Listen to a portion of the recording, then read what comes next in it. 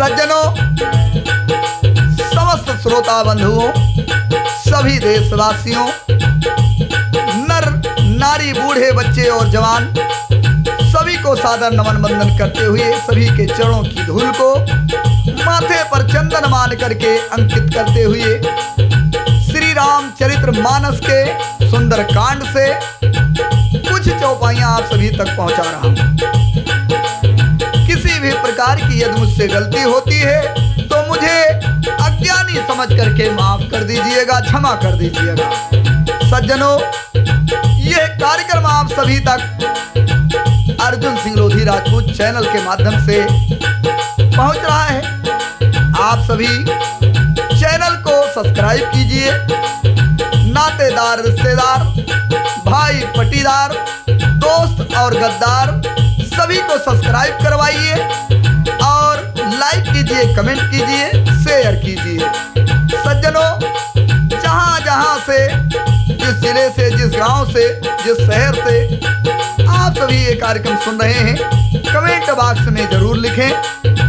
और सज्जनों, प्रसंग उस समय का है कि जब भगवान श्री रामचंद्र जी लंका जाने के लिए समुद्र के किनारे पर पहुंचते हैं और समुद्र से विनय करते हैं। 3 दिन हो जाते हैं कि मुझे रास्ता दे दीजिए, लेकिन समुद्र नहीं मानता है।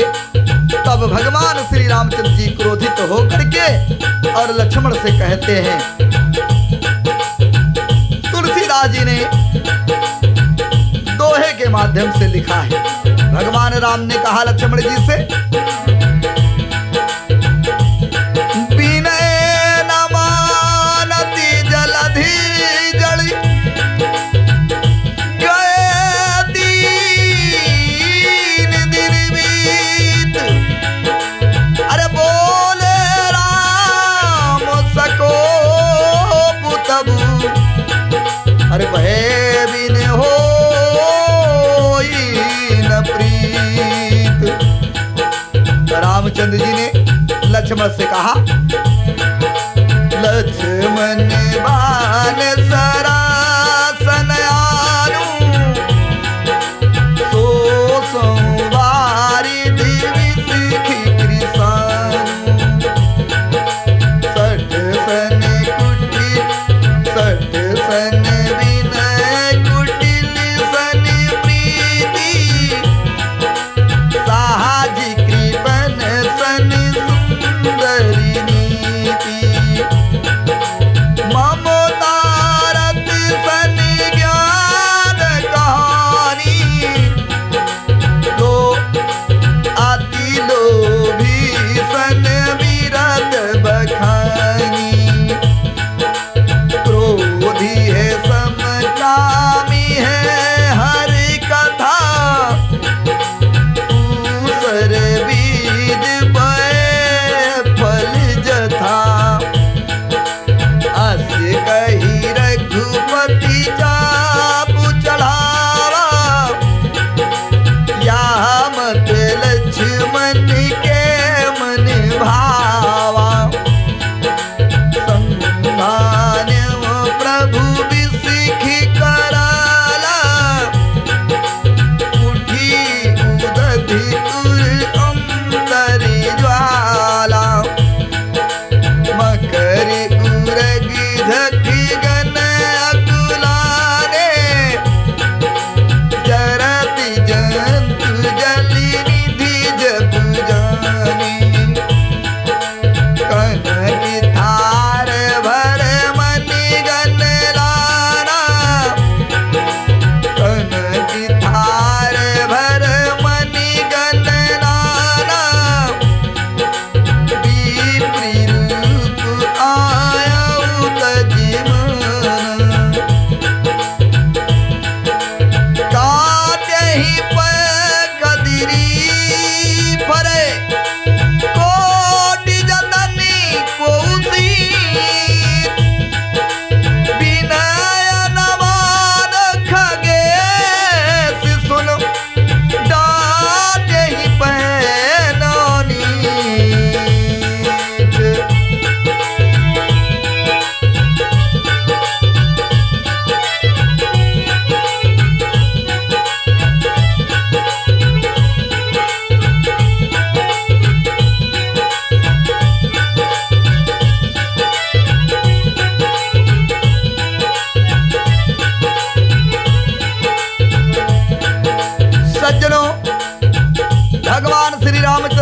कहा कि हे लक्ष्मण, धनुष बाण लाओ, मैं अग्नि से बाण से समुद्र को सौंख डालूं।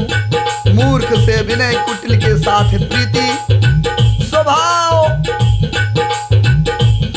स्वाभाविक ही कंजूस से सुंदर नीति, उदारता का उपदेश देना, ममता में फंसे हुए मनुष्य से ज्ञान की कथा कहना, अत्यंत लोभी से वैराग का वर्णन करना, क्रोधी आदमी से सम यानी शांति की बात करना, कामी से भगवान की कथा सुनाना।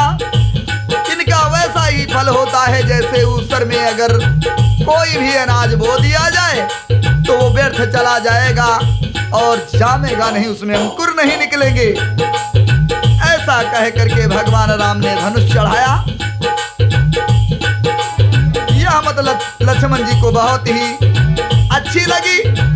रामचंद्र जी ने अग्निबाण संधान किया, जिससे सागर के हृदय में अत्यंत अग्नि की ज्वाला उठ पड़ी और जो भी समुद्र के अंदर मगर, सांप, मछलियां जितने भी थे सभी व्याकुल हो उठे।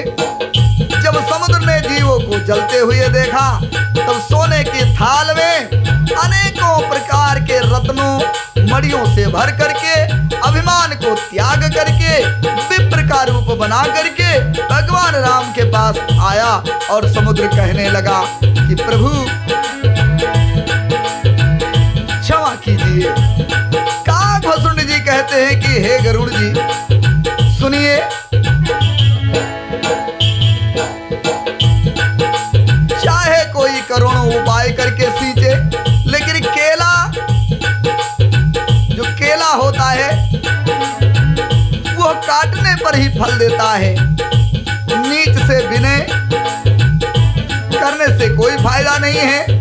नीच आदमी विनय से नहीं मानता, वह डांटने पर, फटकारने पर ही रास्ते पर आता है। सज्जनों, हुआ भी ऐसा। भगवान राम ने जो ही बाण ताना, समुद्र डर करके भगवान के चरणों में गिर पड़ा। तुलसीदास जी ने लिखा है,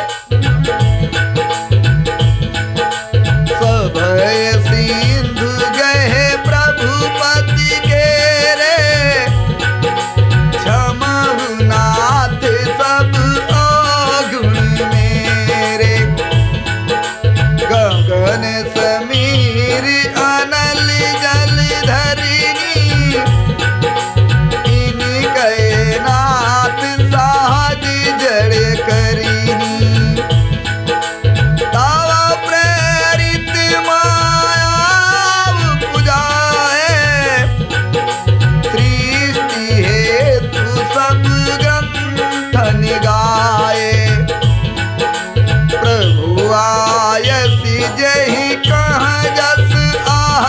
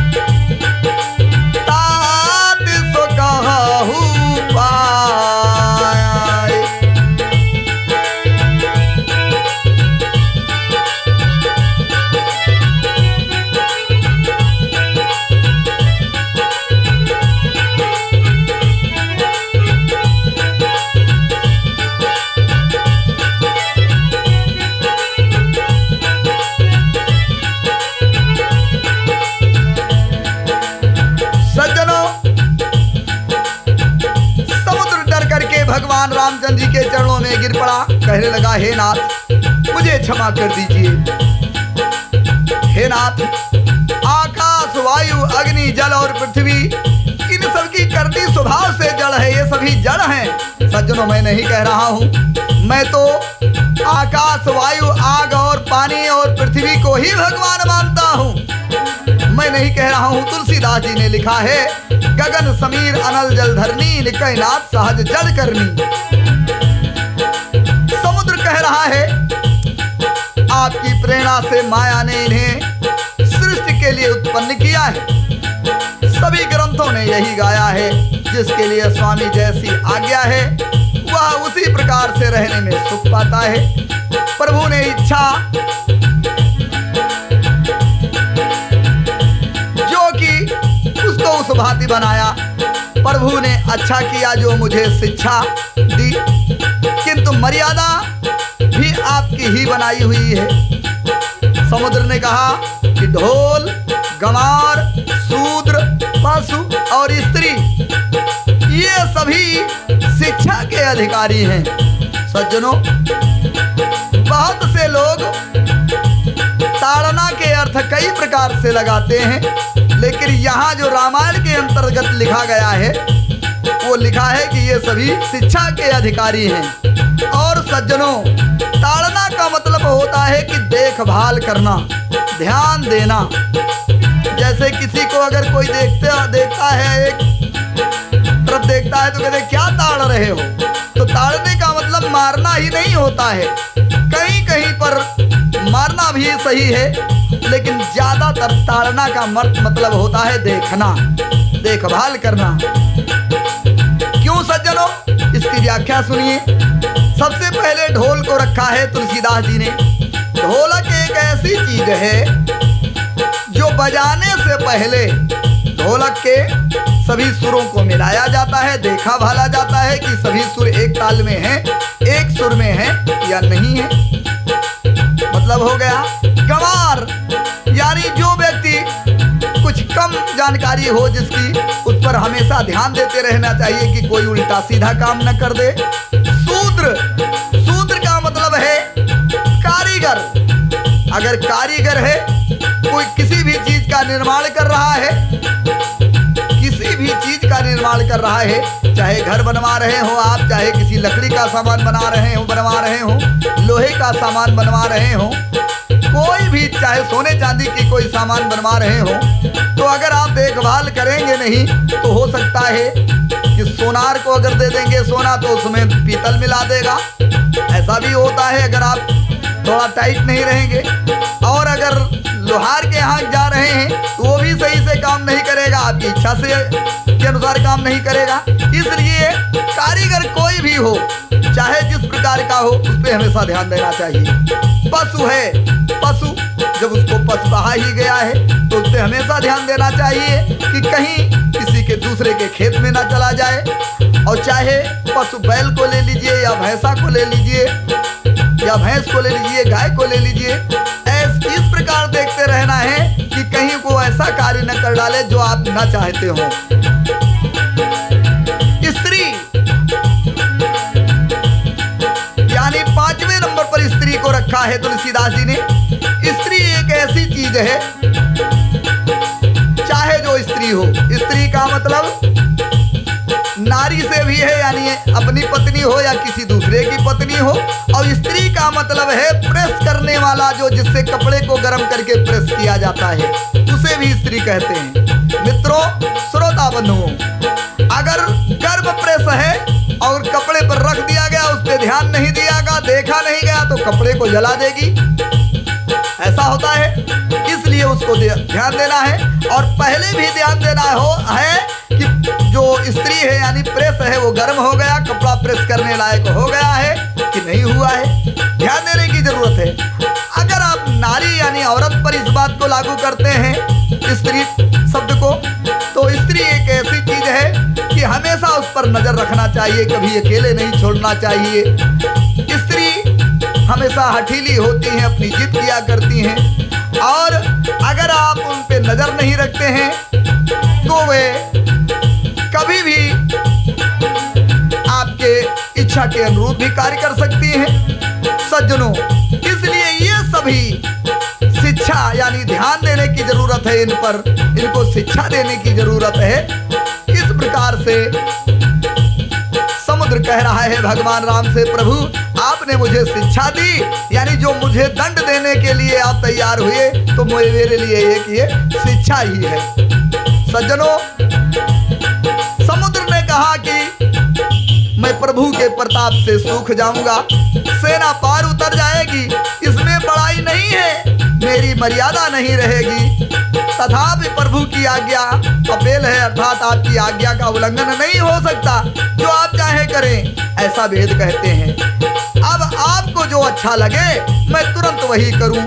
समुद्र ने इस प्रकार कहा और कहा, समुद्र के अत्यंत विनीत वचन, विनम्र वचन सुन करके रामचंद्र जी मुस्कुरा करके बोले, हे तात, जिस प्रकार से हमारी बानरों भालुओं की सेना पार उतर जाए वही उपाय बताओ आप। सज्जनों, समुद्र ने कहा और उस बात को तुलसीदास जी ने चौपाई के माध्यम से लिखा है। नाथी नील नल कपि दो भाई, लरिकाई ऋषिया सिपाही, तीन गए परस किए गिरभारे, तरी हैं जलधि प्रताप तुम्हारे, मैं पुनि दौर धरि प्रभु प्रभुताई, करी हूँ बल अनुमान सहाई, यही विधि नाथ पयोधि बधाई,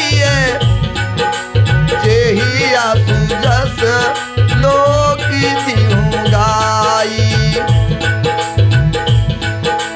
जेहि सर मन उतर तटवासी, आता हो नाथ खल नर अगिरासी, कृपाल सागर मन पीरा, तुरत ही हरि राम निधीरा, देखि राम बल पौरुष भारी, हारा सिपयो निधि भयउ सुखारी, सकल चरित्र कही प्रभु सुनावा, चरण बंधि पाथोधि सिधावा, निज भवन गवन वसिंधु श्री रघुपति है यह मत भायौ, यह चरित्र कलिमल हरि, यह चरित्र कलिमल हरि, जथामति दास तुलसी गायौ, सुखी भवन संशय समन तवन, विषाद रघुपति गुण गना, तज सकल आस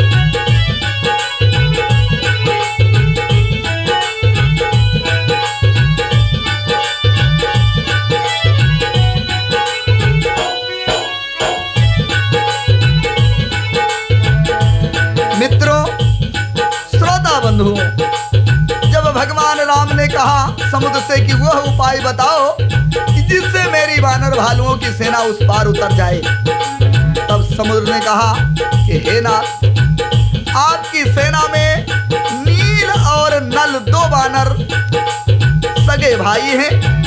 उन्होंने लड़कपन में एक ऋषि से आशीर्वाद पाया था कि उनके छू लेने से भारी भारी पहाड़ भी आपके प्रताप से समुद्र में तैर जाएंगे। सज्जनों, छूने से नल नील के और प्रताप से बताया आपके यानी रामचंद्र जी के। मैं भी प्रभु की प्रभुता को हृदय में धारण करके अपने बल के अनुसार जहां तक मुझसे बन पड़ेगा सहायता करूंगा।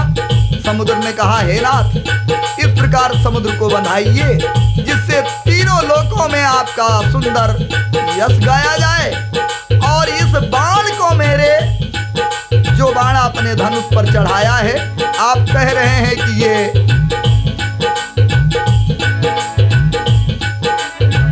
धनुष से उतारा नहीं जाएगा, जो चढ़ जाएगा उसको कहीं ना कहीं मारा जाएगा। तो इसलिए हे प्रभु, इस बाण से मेरे उत्तर तट पर रहने वाले पाप की राशि दुष्ट मनुष्यों का वध कीजिए।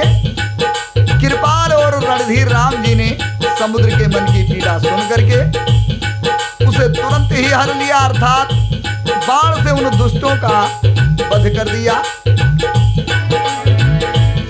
सज्जनों, राम जी का भारी बल देख करके, पौरुष देख करके समुद्र हर्षित हो करके सुखी हो गया। उसने उन दुष्टों का सारा चरित्र प्रभु को सुनाया, फिर चरणों की वंदना करके समुद्र चला गया। समुद्र अपने घर चला गया। रघुनाथ जी को यह मत अच्छा लगा जो उसने सलाह दी। यह चरित्र कलयुग के पापों को हरने वाला है। इसे तुलसीदास जी ने अपने बुद्धि के अनुसार गाया है। रघुनाथ जी के गुण समूह सुख के धाम संदेह का नाश करने वाले हैं और विषाद का दमन करने वाले हैं। अरे मूर्ख मन, तू संसार का सब आशा भरोसा त्याग कर निरंतर इन्हें गा और सुन। श्री भगवान रामचंद्र जी का गुणानुवाद गुणगान संपूर्ण सुंदर मंगलों को देने वाला है। जो इसे आदर सहित सुनेंगे वे बिना ही जहाज के ही भवसागर तर जाएंगे। सज्जनों, आज का प्रसंग यहीं पर समाप्त कर रहा हूँ। श्रोता बंधुओं, मास पारायण का 24वां विश्राम सुंदर कांड यहीं पर समाप्त होता है। पुनः मैं अगले भाग में लंका कांड की चौपाइयों के साथ मिलूंगा। आप सभी एक बार प्रेम से जयकारा लगाइए। बोल भगवान श्री रामचंद्र की मैं, बोल भगवान श्री रामचंद्र की